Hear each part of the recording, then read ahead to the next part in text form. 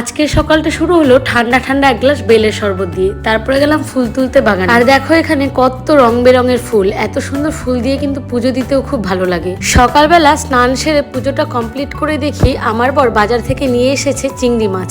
আর এই দেখো চিংড়ি মাছগুলোর কত সুন্দর নীল রঙের পা।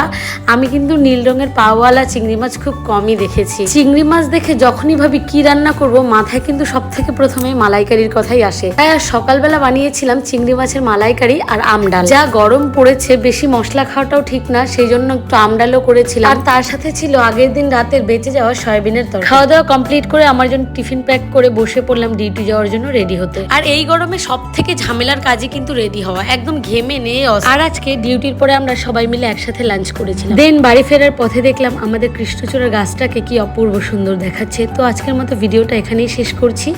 ভালো লাগলে চ্যানেলটাকে সাবস্ক্রাইব করে দিও। দেখা হবে নেক্সট ব্লগে। টাটা।